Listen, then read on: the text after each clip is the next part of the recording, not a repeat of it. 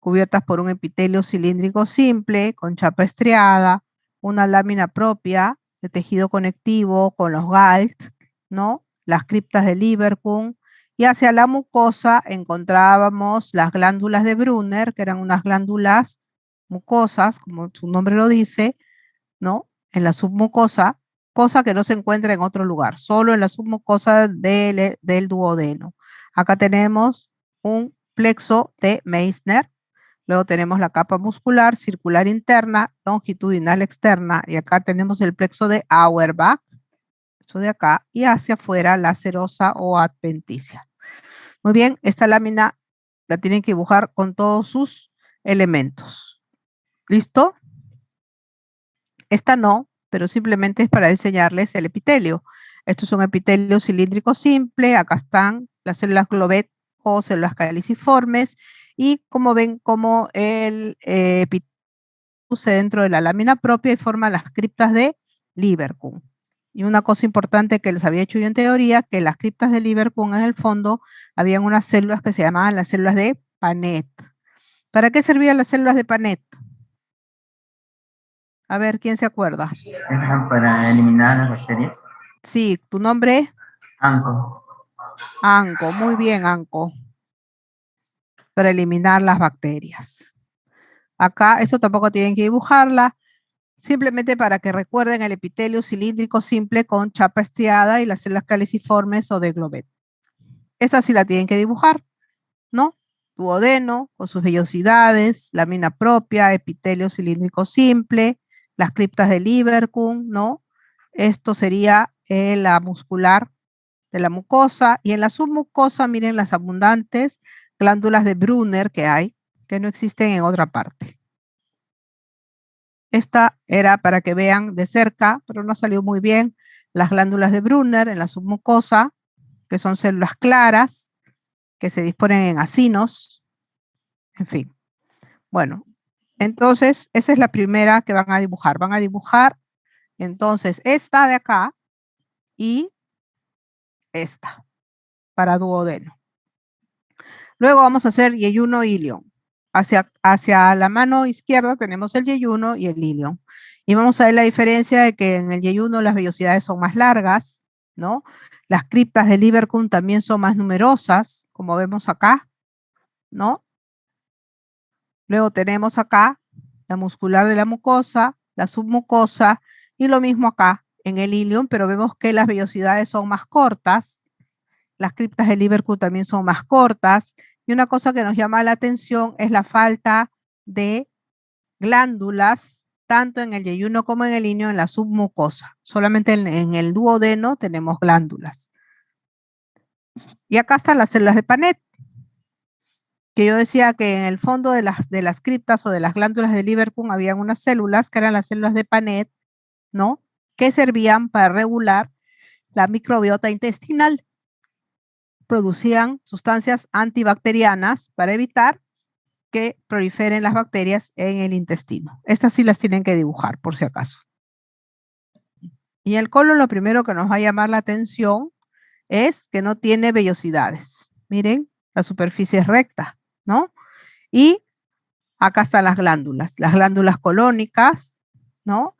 También llamadas de Lieberkühn. Acá tenemos la muscular de la mucosa y la submucosa. Y la que quiero que dibujen es esta de acá. ¿Por qué? Porque aquí vamos a ver el nódulo linfático. Acá tenemos la superficie del epitelio colónico, ¿no? Con sus criptas de Lieberkühn o criptas colónicas que, como ustedes pueden ver, no tienen células de Panet, ¿no? Luego tenemos la muscular de la mucosa y acá el nódulo linfático. El nódulo linfático que abarca parte de la lámina propia y parte de ¿qué? De la submucosa. Este es un plexo ¿de qué? De Meissner, que se encuentra en la submucosa. Ese no lo tienen que dibujar. Esto sí lo tienen que dibujar, porque acá están todas las capas.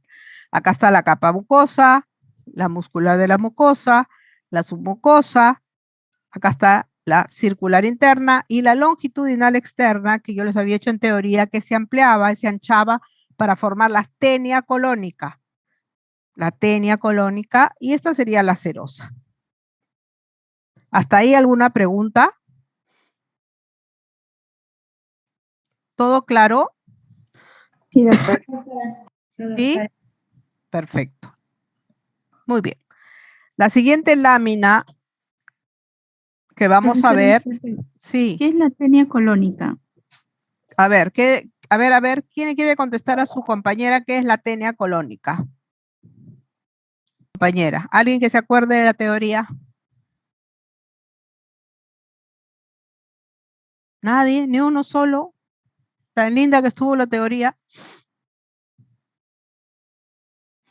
La tenia, habíamos visto de que el colon en su pared tenía varias diferencias con el intestino delgado. Uno era las tenias, que eran unas engrosamiento de la capa longitudinal externa, que eran tres equidistantes, unas con otras, y que formaban unas bolitas que se llamaban austras, donde se formaban los fecalitos en la luz intestinal. ¿Ok? Si repasas tu teoría, ahí vas a ver la foto. ¿Ok?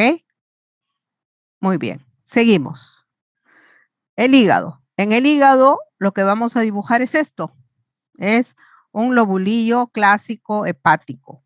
Un lobulillo que tiene forma hexagonal, que tiene una luz central formada por ¿cómo se llama esto? La vena centro lobulillar, ¿no? En los vértices estaban la tríada portal, donde estaba la vena, la arteria y el conducto biliar. Estos son los tabiques. Acá estarían las trabéculas hepáticas y los sinusoides. Si nos vamos a mayor aumento, también tienen que dibujar esto. Esta es la tríada portal en el espacio porta, donde encontramos una vénula, rama de la vena porta, una arteriola, rama de la arteria hepática, y un conducto biliar. ¿Y por qué sé que es un conducto biliar? Porque su epitelio es cúbico, epitelio cúbico. Entonces, esto es la tríada portal. Y hacia acá, en el parénquima, encontramos las trabéculas hepáticas. Entre trabécula hepática y trabécula hepática encontramos estos espacios en blanco que son los sinusoides o capilares sinusoidales, por donde circula la sangre, que llega ¿a dónde? A la vena centrolobulillar. Otra cosa que tienen que dibujar es la célula de Kupffer. La célula de Kupffer era una célula macrófago que se encontraba entre el hepatocito y el espacio sinusoidal. ¿Y para qué servía la célula de Kupffer? A ver, ¿quién se acuerda?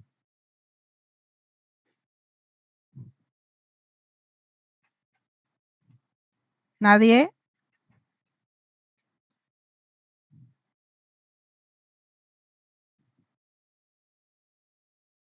La célula de Kupffer eliminaba a los eritrocitos que estaban dañados. Muy bien. La siguiente lámina que vamos a dibujar es la vesícula biliar. Y la vesícula biliar se caracteriza porque solo tiene tres capas, una capa mucosa, una capa muscular y una adventicia. Sin embargo, la mucosa carece de muscular de la mucosa. Solamente tiene un epitelio cilíndrico y una lámina propia. Tampoco hay submucosa. De frente pasa a muscular, circular interna, longitudinal externa y adventicia. La que quiero que dibujen es esta de acá.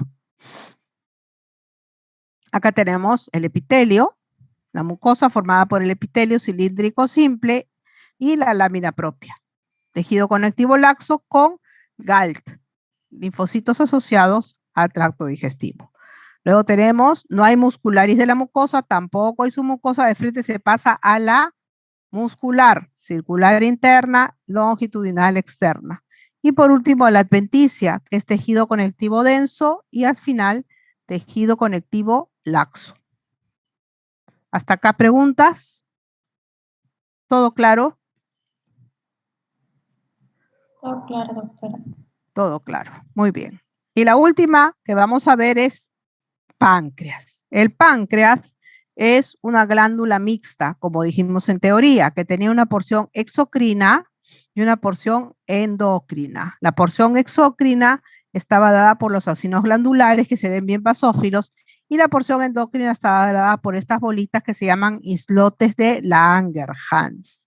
Tiene una cápsula de tejido adiposo con tejido conectivo laxo que se mete y forma tabiques y separa el parénquima pancreático como en lobulillos, en espacios lobuliares. Muy bien.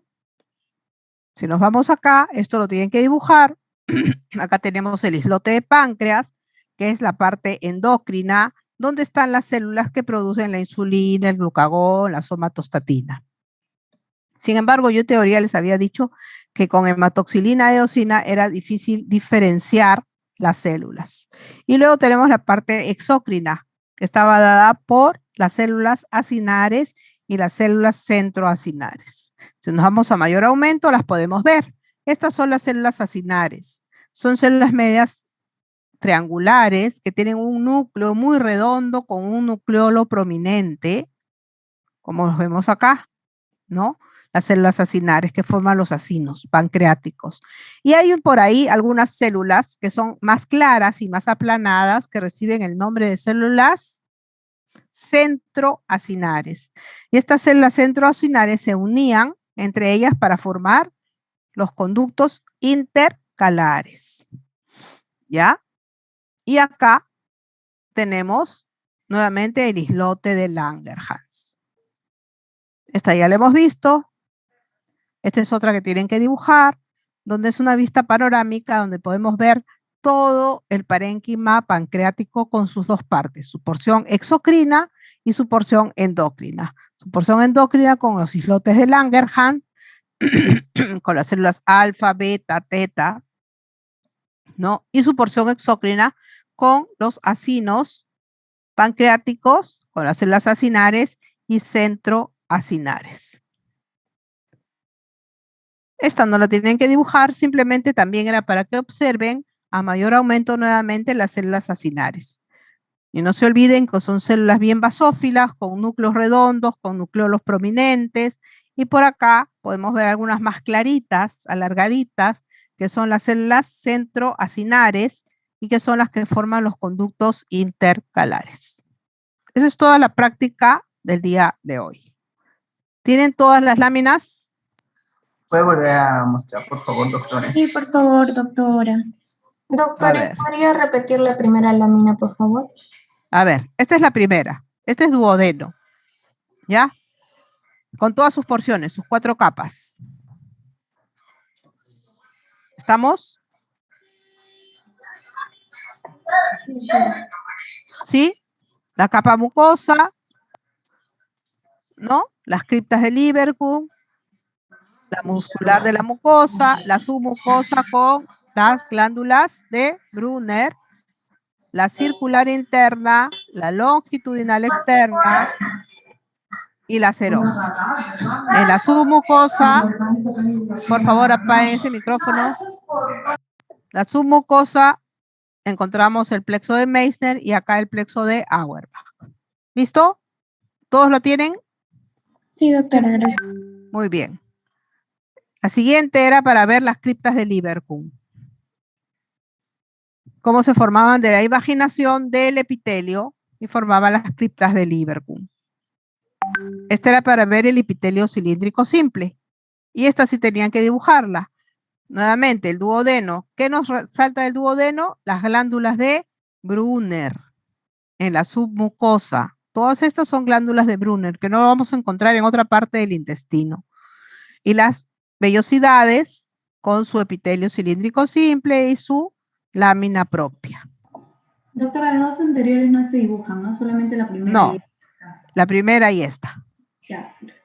Esta tampoco se dibuja y estas dos sí se dibujan, yeyuno y ilion, para que vean la diferencia de las vellosidades entre una y otra. Estas son más alargadas, las glándulas de Lieberkühn son mucho más altas, a diferencia de estas que son más cortitas. Acá no hay glándulas, acá tampoco, no hay glándulas en la submucosa. ¿Ya? Y otra cosa que tienen que dibujar son las células de Panet. En la glándula de Lieberkühn, que estaba formada por varios tipos de células, como estas células que son las células caliciformes, encontramos en el fondo las células de Panet, ¿no? Que tenían estas puntitos rojitos, rosaditos, que eran enzimas, isocimas y otras enzimas antibacterianas para evitar que existan bacterias en el intestino delgado. Luego veíamos el intestino grueso. Esta no la van a dibujar, pero es importante que la reconozcan, porque en el intestino grueso no hay vellosidades, ¿no? Acá están las glándulas intestinales o colónicas, acá está la muscular de la mucosa, la submucosa. Esta de acá sí la van a dibujar.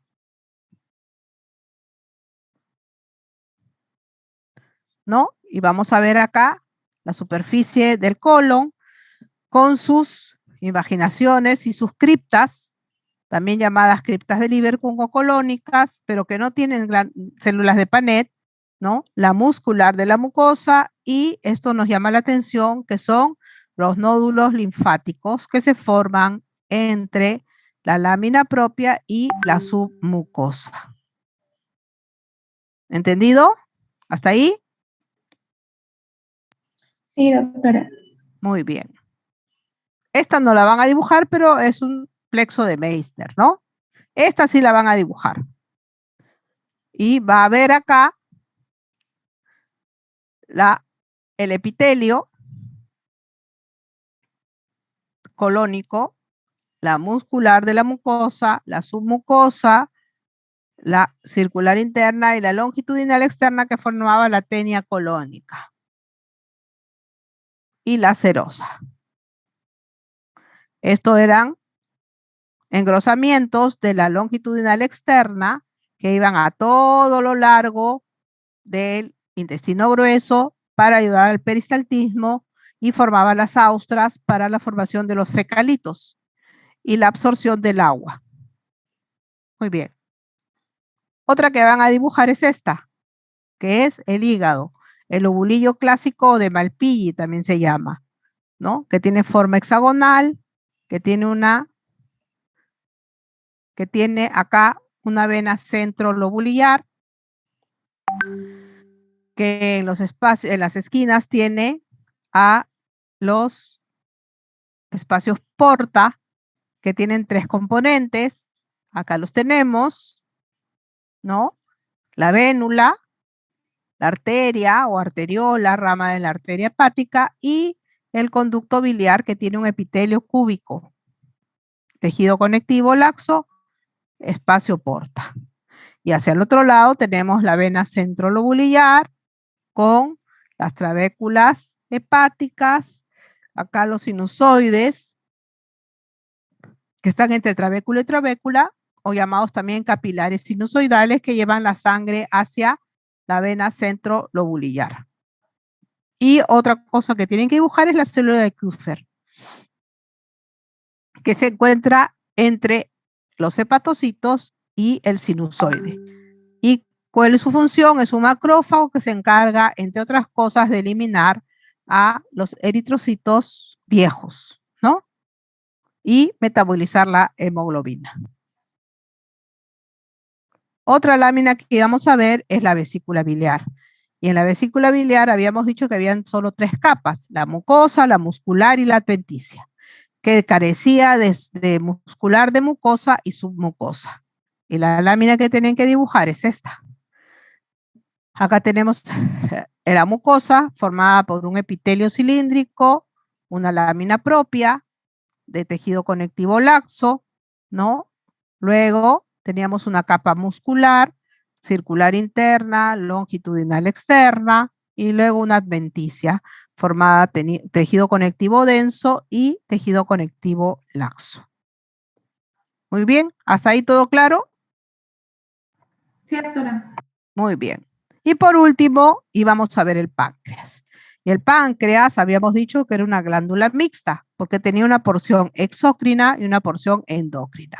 La porción endócrina estaba dada por los islotes de Langerhans, que son estas bolitas claritas, y la porción exócrina estaba dada por estas zonas basófilas. Si nosotros nos vamos a mayor aumento, vamos a ver acá el islote de Langerhans, que estaba formado por una serie de células que nosotros vimos en teoría, que eran las células alfa, las beta, las teta, que formaban el glucagón, la insulina, la somatostatina, ¿no? Y hacia afuera teníamos a la porción exócrina formada por las células acinares y centroacinares. Si nos íbamos a mayor aumento, acá veíamos a las células acinares, que eran células medias triangulares, que tenían un núcleo grande, redondo, con un nucleolo, como ven acá, los nucleolos son muy prominentes, ¿no? Y teníamos otro tipo de células más claritas, con un núcleo más chatito, que recibían el nombre de células centroacinares. ¿Y cuál es la función de las células centroacinares? La formación del conducto intercalar. Y hacia acá en medio tenemos otra vez el islote de Langerhans, ¿no? Esta ya la hemos visto. Esta es otra que sí tienen que dibujar, que es una vista panorámica, en la cual podemos ver los islotes de Langerhans. Son formaciones nodulares, con una serie de células pálidas, que en atoxilina y eosina no podemos reconocer cuáles son cuáles, ¿no? Pero que sabemos que es la parte endocrina. Y la porción exócrina, que es las células acinares y paraacinares. Y esta que tienen que dibujar, pero que yo quería mostrarles porque acá se ven las células acinares, ¿no? Miren la diferencia entre las células acinares y las células del islote de Langerhans. El citoplasma A. Esa también. Esta no la tienen que dibujar, pero es importante que vayan viendo que las células del islote de Langerhans tienen el citoplasma clarito, a diferencia de las acinares que encienden el citoplasma basófilo. Y eso es todo. ¿Alguna pregunta? Todo claro. Profesora, yo tuve problemas para ingresar. Ingresé, o sea, desde